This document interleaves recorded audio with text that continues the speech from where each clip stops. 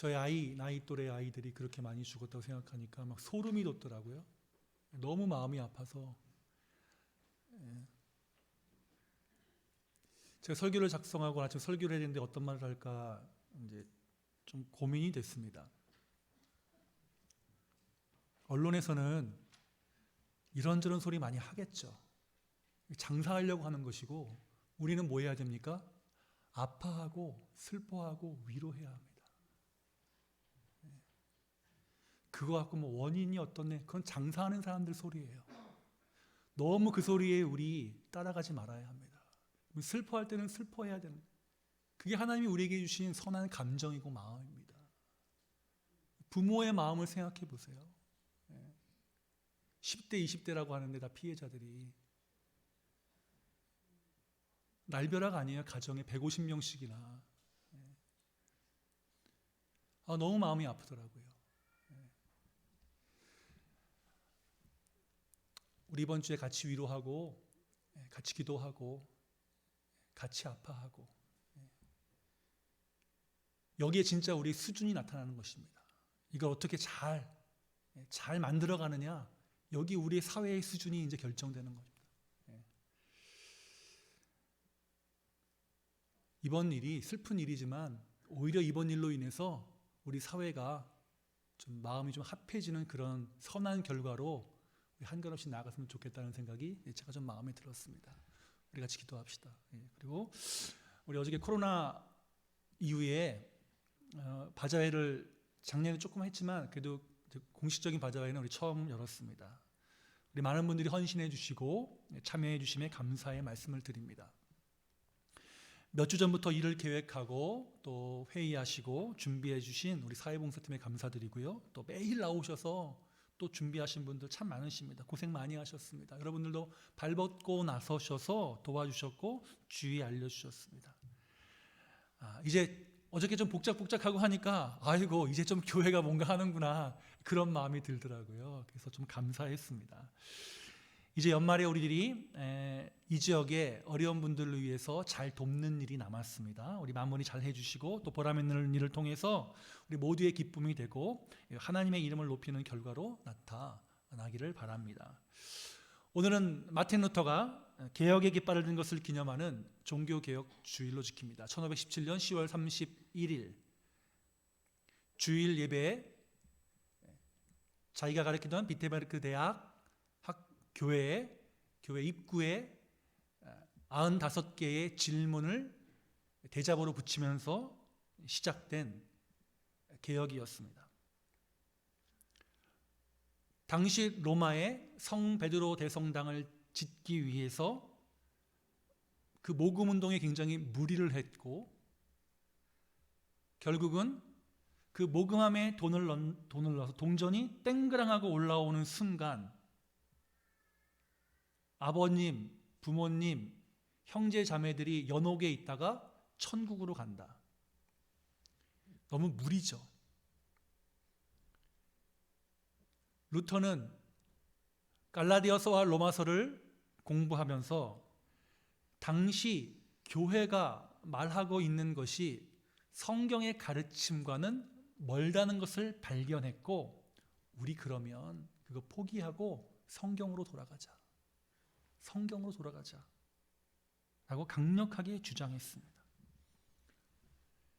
그래서 주위에 있는 친구들과 대학 교수들, 학생들이 그러면 교수님, 당신의 의견을 한번 공개적으로 토론장에 붙입시다.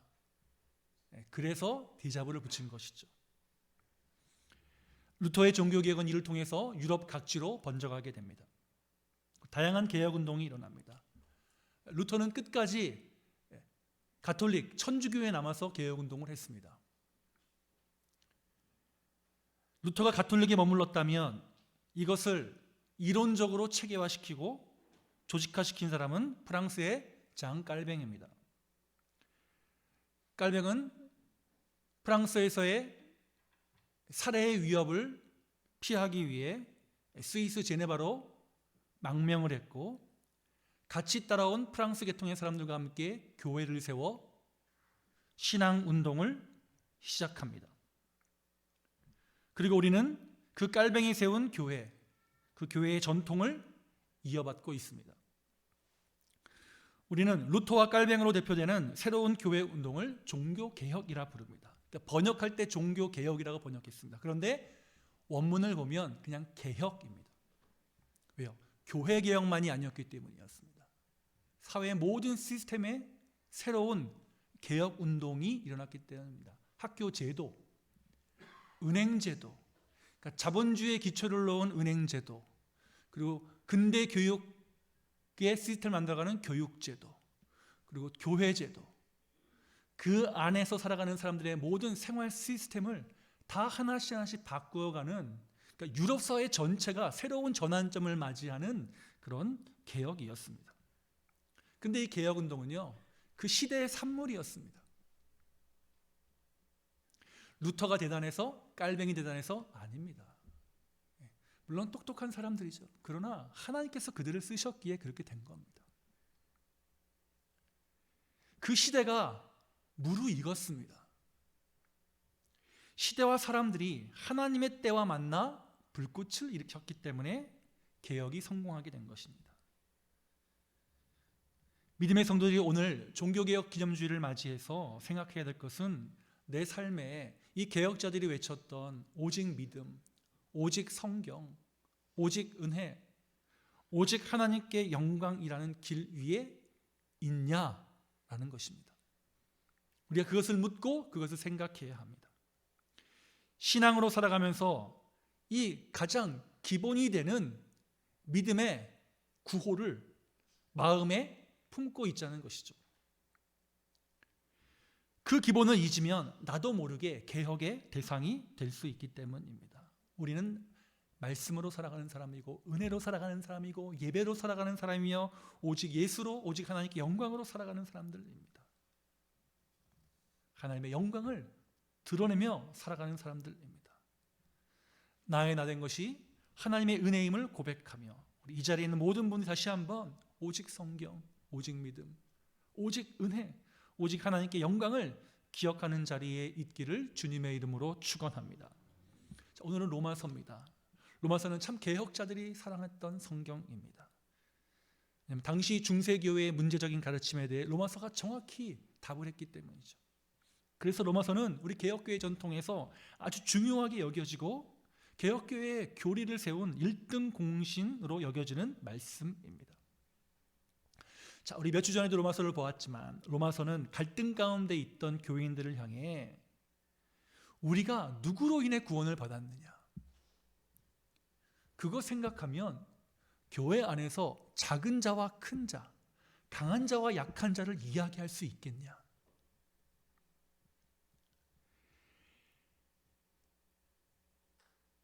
로마서는 누구로 인해 하나님의 자녀가 되었느냐. 야, 우리가 교회 안에 왜 있냐? 예수님 때문에 있는 거 아니냐? 그 예수님은 누구냐? 우리의 유일한 구원자 되시는 하나님의 아들 아니냐? 그 하나님의 아들이 하나님을 아버지라 부르게 되었듯이 우리도 예수님으로 인해 하나님을 만나 하나님을 아버지라 부르는 위대한 구원의 길에 들어섰다. 그런데 교회 안에서 누가 강하고 누가 약하고 그런 이야기 하지 말자.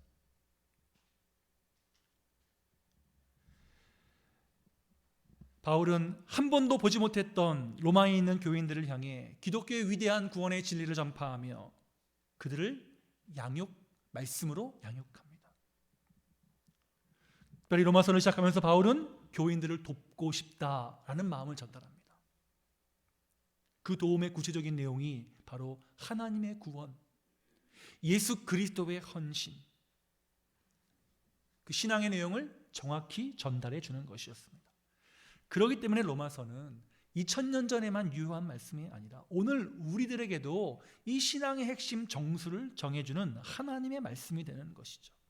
자, 오늘 바울은 본문에서 구원이 믿음으로 오고 그 구원의 은혜를 입은 사람들의 삶은 어떤 것인지를 우리에게 전달합니다. 종교개혁주의를 맞아 우리도 그 믿음 안에서 어떻게 살아가야 할지를 다시 한번 점검했으면 해서 제가 오늘 이 본문 말씀을 통해 말씀을 전하려고 합니다. 오늘 우리 로마서 믿음으로 이롭게 되었다. 하박국 선지자의 말씀, 그리고 오늘 본문을 통해 믿음으로 의롭게 되었다. 5장 1절 그러므로 우리가 믿음으로 의롭다 하심을 받았으니, 이 말씀에서 인용해서 오늘 본문의 제목을 믿음으로 의롭게 된 성도라고 정해보았습니다. 그러면 이렇게 믿음으로 의롭게 된 성도는 어떤 삶의 자세를 가지고 살아가야 하는가? 믿음으로 의롭게 된 성도에 대해서 성경은 무엇이라고 말씀하고 있는지 우리가 읽은 본문을 통해 잠시 말씀을 나누면서 함께 은혜를 나누고자 합니다. 첫 번째, 우리 믿음으로 의롭게 된 성도는 가장 먼저 그리스도로 말미암아 하나님과 화평을 누리는 삶의 변화가 생긴 성도인 줄로 믿습니다. 5장 1절 그러므로 우리가 믿음으로 말미암아 믿음으로 의롭다 하심을 받았으니, 우리 주 예수 그리스도로 말미암아 예수 그리스도를 통하여 하나님과 화평을 누리자. 믿음의 사람은 예수님을 통해 하나님께 나아가므로 예수님을 통해 하나님과 화평을 누리는 사람들이라는 것입니다. 성경은 아담으로 인해 모든 인류에게 죄가 들어왔다고 선언합니다. 그런데 그 죄가 예수 그리스도를 통해 무너졌고 하나님과 우리 사이에 건널 수 없었던 엄청난 존재적 모든 제한들을 예수께서 다 덮으셔서 하나님 연결하는, 예수를 통해 하나님께로 나아가도록 해주셨습니다. 그래서 우리는 하나님께 나아가는 길이 열렸고 화평이신 하나님과 만나 화평의 사람이 되었습니다. 그러므로 의롭다 하심 받은 사람들은 뭐예요? 화평이신 하나님을 만났기에 화평한 사람으로 살아가야 한다는 것입니다. 여러분, 죄는 우리를 화평하게 하지 못합니다. 왜요? 죄의 핵심이 무엇입니까? 하나님을 떠나 내가 하나님이 되고자 하는 것이기 때문입니다. 화평이신 하나님을 떠나 내가 하나님이 되고자 합니다. 내가 화평을 만들어내고자 합니다. 됩니까? 안 됩니다. 우리는 존재론적으로 그렇게 될 수 없는 존재들입니다. 죄는 하나님의 질서에 속하지 않으려고 하는 모든 시도입니다. 그리고 그 질서의 주인이 내가 되고자 하는 마음입니다. 여러분, 창조주 하나님 멀리 떠나려고 하고 멀리 떠나려고 하는 만큼 그 빈자리에 나를 내세우려고 하니까 나를 내세우면 내세울수록 우리는 하나님과 화평을 이룰 수 없게 됩니다. 죄는 우리를 하나님과 가까이 할 수 없게 만들었습니다. 하나님이 만드신 기준에 도달하지 못하여 다른 길로 가기 때문이죠. 여러분, 이렇게 하나님이 아닌 사람이, 하나님이 아닌 자가 하나님 노릇을 하려고 하니까 자연스럽게 내 마음 가운데 불안하고 화평이 있을 수가 없는 것이죠. 진정한 화평이 자리할 수 없는 것입니다. 제자리를 지키지 못한 모든 인간의 숙명입니다. 예수님의 사역은 이 죄 가운데 스스로 하나님 노릇하던 사람들에게 찾아와 우리를 제자리로 돌려놓은 것입니다. 창조주인 척하며 살아가는 나를 새로운 피조물로 다시 태어나게 한 사건이 예수님의 십자가입니다. 나를 제자리로 돌려놓은 사건이 예수 그리스도의 부활입니다. 인간이 가장 인간다워지도록 하신 사건이 바로 이 십자가와 부활 사건입니다. 창조주의 위치에서 다시 피조물의 자리로 돌려놓은 사건. 스스로 하나님이 되어서 화평한 자인 척처럼 살아가다가 내가 창조주가 아니라 나는 피조물이며 나를 만드신 분이 있음을 알아 그분께 기대어 살아가도록 만드신 사건. 예수님은 이렇게 우리의 모든 교만과 하나님인 척하며 살아가고 있던 인간의 모든 죄를 십자가에서 단번에 제사 드리심으로 우리를 원래의 자리로 돌려놓으셨습니다. 그러니 이제 진짜 창조주 하나님 안에서 살아갑니다. 내가 이제 하나님인 척하지 않아도 됩니다. 그러니까 내 안에 불안함 해방되는 거죠. 불안한 마음이 있어 하나님께 의지하는 것이죠. 그래서 하나님과 화평을 누리는 자리로 나아가는 것입니다.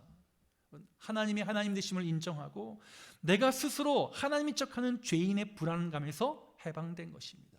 우리는 이것을 구원이라 부릅니다. 예수님을 통해 하나님께서 원래 만드신 자리로 돌아가는 것. 그러니 원래 자리로 돌려놓으신 하나님과 화평할 수밖에 없는 거죠. 누구를 통해? 예수님을 통해 하나님과 화평하게 되었다. 얼마나 큰 은혜입니까? 피조물의 자리에 돌아가 정직하게 창조주 하나님 앞에 서는 사건, 이 구원 사건, 그 구원 사건의 결과로 우리 가운데 화평이 온다는 것, 그것이 바로 성경이 우리에게 오늘 증거하는 말씀입니다. 믿음으로 말미암은 성도는 이렇게 하나님과 화평을 누리는 자입니다. 그리고 이 화평을 누리는 사람들이 모인 곳이 교회입니다.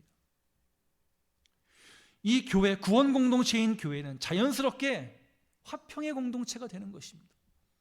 여러분, 저는 오늘 이 자리에 모인 저와 여러분들, 우리 상록에 속한 모든 믿음의 권속들이 이 예수 그리스도를 통하여 하나님께 나아가 화평을 누릴 뿐만이 아니라 이 예수님을 믿는 믿음 안에서 나의 나됨, 피조물임을 발견하고 나를 만드신 하나님께 전적으로 순종함으로 오늘 본문의 말씀과 같이 하나님과 화평을 누리는 자리에 있기를 주님의 이름으로 축원합니다.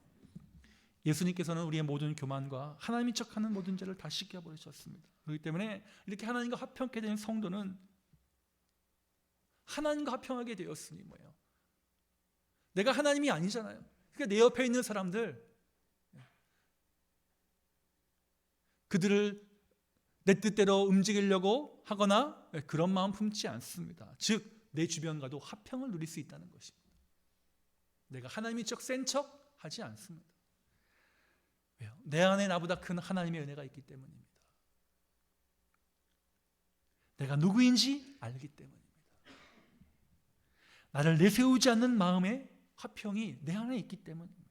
우리 이 자리에 있는 모두가 우리 날 구원하시는 하나님의 은혜에 붙들려서 우리 화평을 만들어내고 화평을 누리는 믿음의 주인공이 되어야 할 줄로 믿습니다. 화평을 만드는 것입니다. 화평을 만든다. 내 안에 예수님이 있어야 할 수 있는 거룩한 작업, 노력해야 한다는 것입니다. 구원은 믿음으로 오지만 그 구원받은 사람들의 모습을 드러내며 살아가기 위해 나에게 주신 일이 있습니다. 우린 것을 사명, 소명이라 부릅니다. 그 가운데 하나가 뭐예요? 화평케 하는 자. 화평케 하는 자. 둘로 막힌 담을 허물시고 하나님과 우리 사이를 화평케 하신 예수님을 닮아 나도 사람 사이에, 사회 안에 막힌 담을 헐어버리려고 하는 그 자세로 살아가는 것.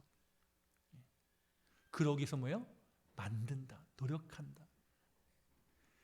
남이 해주기를 기대하는 것도 아니고 남이 하니까 난 가만히 있어야 되겠다는 것도 아니고 함께의 마음으로 같이 만들어가는 것입니다.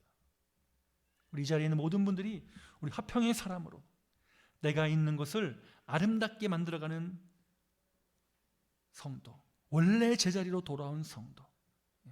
왜요? 우리의 믿음이 있기에, 우리 안에 십자가가 있기에, 우리 안에 보혈의 능력이 있기에 가능한 일입니다. 우리 주의 도우심을 바라면서 먼저 우리 하나님과 화평하는 자리로 날마다 나아가고 내 주변과도 화평을 만들어내는 삶의 모습을 드러내시기를 주의 이름으로 축원합니다. 의롭게 된 성도입니다. 두 번째, 의롭게 된 성도는 어떤 사람이냐? 삶의 태도가 바뀌는 사람이죠.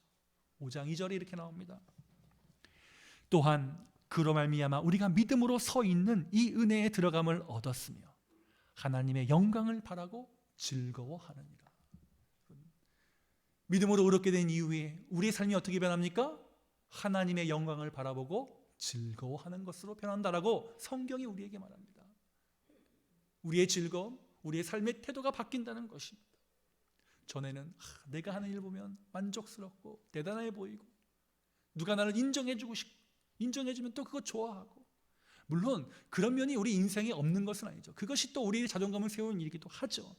그러나 그것에서 우리의 존재 이유를 찾지 말자는 거예요. 우리를 만드신 하나님이 계시기 때문에.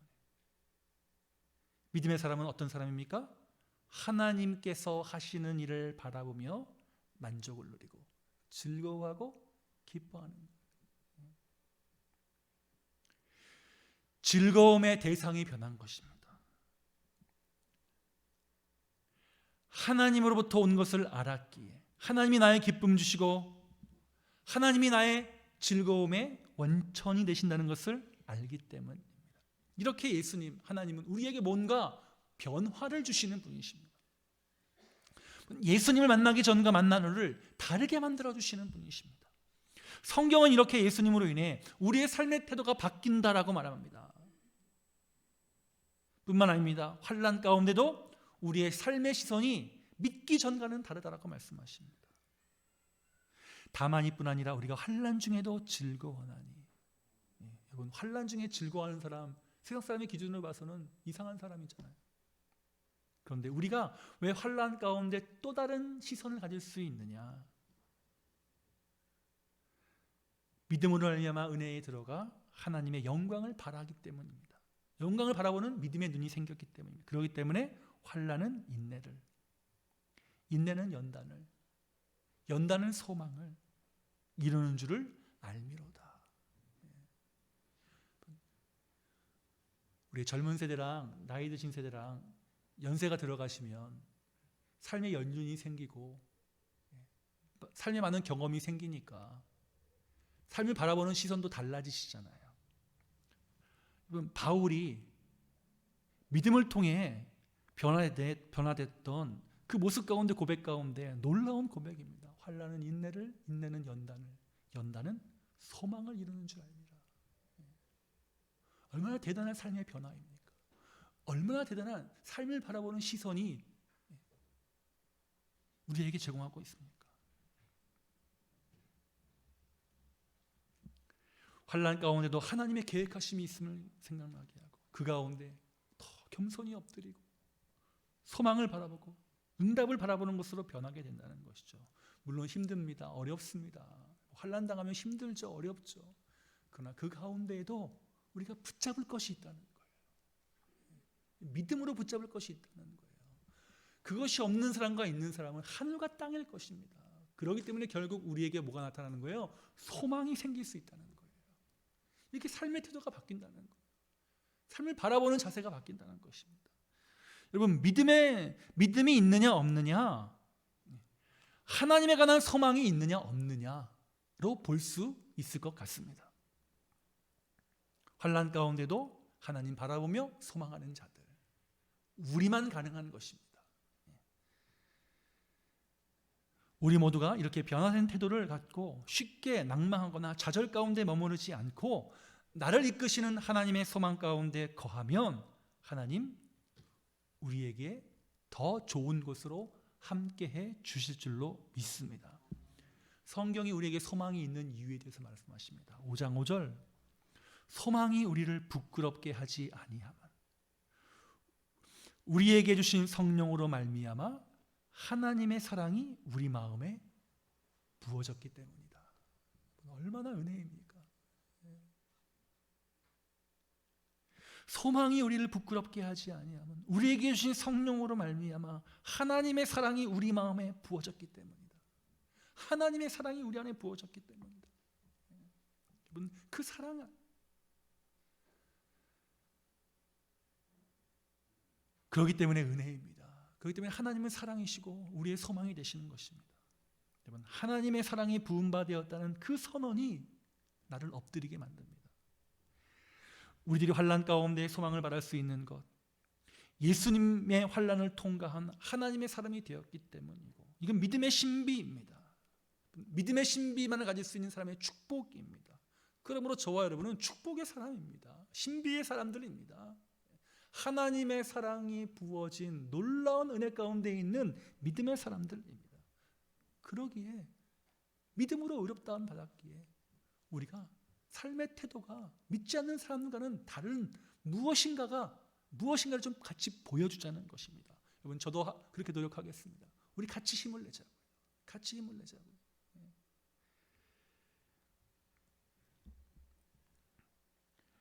저희 큰아이가 건강이 좀 안 좋아가지고 한국에 들어왔다가 이제 병원에 입원해서 검사를 받아야 되는데, 서울대병원은 한번 예약하면 몇 달 후잖아요. 그래서 이제 검사를 못 받고 일본에 갔어요. 근데 또 몸이 안 좋아가지고, 근데 일본 병원은 굉장히 친절하더라고요. 너가 이거 아픈데 이거 아픈 경우에는 이런 검사를 어떻게 할 거야. 표를 주더라고요. 종이를 딱 줘요. 그러면 이 검사는 어떤 거고 쭉 설명을 해준대요. 듣고 있기 힘들 정도로 설명을 해준대요, 선생님이. 그래서 검사를 딱 했는데 다행히도 모든 수치들이 정상 안에 있어가지고 감사했어요. 걱정했지만 감사했어요. 부모 입장에서는 자녀가 아프다 하면 걱정되잖아요. 뭐 얼마나 했다고 나왔더라고요. 돈 얼마, 왜 이렇게 비싸냐 그랬더니 나중에 검사 이거 보고 왜 이렇게 비싼 줄 알겠어. 검사 종이 결과가 몇 장이 나왔더라고요. 이렇게. 그래요. 힘들고 어려워도 소망이 있고 환난 가운데도 인내할 수 있고 소망 바라볼 수 있는 거, 우리 안에 믿음이 있기 때문이에요. 가슴이 철렁하지만 우리 안에 걱정 근심이 생기고 근심이 생기지만, 그러나 우리 믿음의 사람들, 하나님 함께 계시는 것을 믿는 사람들이기 때문에 그 순간 의지하고 나아가는 거예요. 우리 다시 한번, 하나님의 사랑이 우리에게 부음받음이니. 놀라운 이 은혜의 말씀. 살다 보면 속상한 일도 생기죠. 내 뜻대로 되는 경우 별로 없습니다. 그러나 우리는 믿음의 사람들입니다. 내 뜻대로 되지 않음을 잘 알고 있기 때문에 하나님이 일하셔야 한다고 믿는 사람들입니다. 나를 통해 하나님이 일하셔야 하고, 가정, 교회, 여러분이 처한 곳, 전도회, 하나님이 일하셔야 한다는 분명한 믿음이 있고 태도가 있다면, 우리 변화된 그런 자세가 있다면, 변화된 시선이 있다면 하나님 반드시 그 믿음에 응답해 주실 줄로 믿습니다. 하나님의 은혜가 필요하지 않은 사람은 이 세상에 단 한 명도 없습니다. 이 은혜를 알고 만났기에 우리는 예배하며 신앙을 고백하며 살아갑니다. 삶의 분명한 태도를 갖고 살아갑니다. 다시 한번 우리 하나님 중심의 믿음으로 믿기 전과는 다른 삶의 태도를 보여주는 자리에 있는 저와 여러분들이 되실 수 있기를 주의 이름으로 축원합니다. 세 번째, 믿음으로 인해 의롭게 된 사람들은 복음을 부끄러워하지 않는 사람들인 줄로 믿습니다. 여러분, 우리 복음을 부끄러워하지 않고 오히려 감사하는 자리에 있어야 합니다. 이 시대의 복음이 오해받고 있고 교회가 손가락질 받고 있고, 여러분, 지난 2000년 동안 늘 그래 왔습니다. 유별난 거, 특별한 거 아닙니다. 그렇기 때문에 여러분들이 예수를 믿는 사람임을 숨기지 말아야 합니다. 그의 사랑에 부음받아 우리는 하나님의 자녀가 되었습니다. 우리는 피할 수 없는 하나님의 사람이 되었습니다. 그리고 예배하는 사람으로 이 자리에 있습니다. 그렇기 때문에 저와 여러분, 믿음으로 더욱더 여러분 당당하십시오. 바울 당시 사람들은 예수님을 향해 실패했다고 손가락질했습니다. 왜요? 죽었으니까. 그래서 심지어 그 예수님을 믿고 따르던 사람들도 실패했다고 생각하고 부끄러워했습니다. 그런데 예수님 부활하셨잖아요. 모든 믿는 이들의 소망이 되어주셨고, 의심하는 자에게 나타나 만지게 해주셨습니다. 이 시대도 눈을 들어보면 내 신앙을 움츠러들게 만드는 수많은 부정적인 일들이 우리 주변에 많이 일어납니다. 예수님을 믿는 사람들이 넘어지고 실패하고, 그것 때문에 여러 가지 일들이 일어나고, 그 사람이 실패한 것이지 예수님께서 실패하신 것이 아닙니다. 교회 안에 있는 성도는 넘어져도 교회를 세우신 예수 그리스도, 머리 되신 그분은 항상 그 자리에 계십니다. 오히려 믿음의 사람들이 그렇게 넘어지고 실수하는 모습을 통해서 우리는 어떻게 생각해야 됩니까? 아, 그래, 나도 그렇게 연약한 존재야. 그러니까 더 잘 믿어야지, 더 잘해야지. 그런 생각을 하는 게 은혜 받은 사람의 모습이라는 것입니다. 또 그런 마음을 갖고 있는 분들이 당당하게 믿음 생활하고 신앙 생활할 수 있는 것입니다.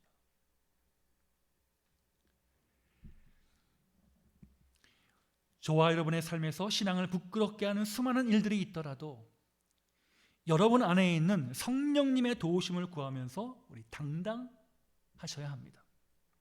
하나님은 부끄러운 분이 아니라 우리가 그 안에서 그분을 영원토록 즐거워하고 기뻐하기를 원하시는 분이십니다. 바울도 로마 교회를 향해 내가 하나님 안에서 즐거워한다 라고 고백하고 있습니다. 하나님께서 예수님을 통해 우리에게 대한 자신의 사랑을 확실하게 보여주셨습니다. 우리가 아직 죄인 되었을 때에 그리스도께서 우리를 위하여 죽으심으로 하나님께서 우리에게 대한 자기의 사랑을 확증하셨느니라. 여러분, 우리는 그런 사람들입니다. 놀라운 은혜를 받은 사람들입니다. 여러분, 그렇게 당당하십시오. 당당하십시오. 하나님께서 예수를 통해 자신의 사랑을 확증한 그 믿음의 열매들이 저와 여러분입니다. 얼마나 감사하고 그렇기 때문에 당당할 수 있습니다. 예수님 시대부터 믿음으로 살아가는 사람들에게 세상은 단 한 번도 좋은 시선을 보낸 적 별로 없습니다. 항상 무엇인가 삐딱하게 봅니다. 우리는 우리의 길 가면 됩니다. 그리고 우리가 증명해내면 됩니다. 그러면 볼 것입니다. 들을 것입니다. 우리 다시 복음으로 서야 할 때입니다. 개혁자들이 외친 오직 은혜의 복음. 그러기 위해서 내가 있는 곳에서 먼저 이 복음의 확신과 믿음의 정결함으로 잘 세워져야 합니다. 어둠이 깊어질수록 하나님은 어디에선가 일하시기 시작하십니다. 우리 사사시대 새벽에 삼손을 보죠. 삼손이 태어나기 직전의 사사시대, 그 사사들의 모습, 사사로서 행동했다는 기록은 단 하나도 없고 그저 먹고 마시고 시집가고 장가가는 모습만 소개되었던 그 시대에 하나님은 삼손의 부모인 마노아 부부를 통해서 새로운 역사의 빛을 던져주시는 일을 시작하셨습니다. 하나님은 일하시는 분이십니다. 누구를 통해서? 믿음으로 살아가는 저와 여러분을 통해서. 세상은 사람을 보지만 우리는 하나님을 바라보는 이들입니다. 그러면 하나님께서 저와 여러분을 통해 일하실 줄로 믿습니다. 당당하십시오. 부끄러워하지 마십시오. 주의 역사는 복음을 자랑스럽고 영광스럽게 생각한 사람들을 통해 이루어졌습니다. 깔뱅은 자기를 죽이겠다는 사람들을 피해 제네바로 왔고, 존 낙스는 스코틀랜드에서 자기를 죽이겠다는 사람들을 피해 제네바로 와서 길을 앞에 두고 서로 목양을 했습니다. 존 낙스는 깔뱅은 나중에 기독교 강역을 쓰고 수많은 개혁 운동을 해서 우리 장로교회의 시조가 되었고, 존 낙스는 스코틀랜드로 돌아가서 영국 장로교회의 시작이 되었습니다. 이번에 엘리자베스 여왕이 돌아가셨을 때 그 스코틀랜드에 있는 성에서 에딘버러에 있는 교회로 옮겼는데 그 교회가 존 낙스가 목회했던 교회입니다. 개혁자들의 믿음, 복음, 하나님을 영광스럽게 생각하고 하나님을 자랑스럽게 생각했던, 그리고 사람들이 손가락질 했을 때 부끄러워하지 아니하고 오직 하나님의 말씀을 들고 말씀을 선포했던 이들을 통해 하나님은 일하셨습니다. 하나님이 여러분을 통해 일하십니다. 우리 그 하나님의 놀라운 은혜를 바라보면서 우리 믿음으로 당당하게 세워지는 우리 저와 여러분들이 되실 수 있기를 주의 이름으로 축원합니다. 주님 감사합니다. 우리를 믿음으로 의롭다 부르셔서 이 자리에 예배하는 거룩한 백성으로 세워주셨습니다. 하나님, 오늘 말씀처럼 하나님과 화평을 누리게 하여 주옵시고 삶의 태도를 변하는 그런 피조물로서의 역할들을 감당하게 하시고 무엇보다 복음을 부끄러워하지 않고 당당하게 세워지는 우리 모든 믿음의 권속들이 되도록 인도하여 주시옵소서. 감사드리며 우리 구 주 예수 그리스도의 이름으로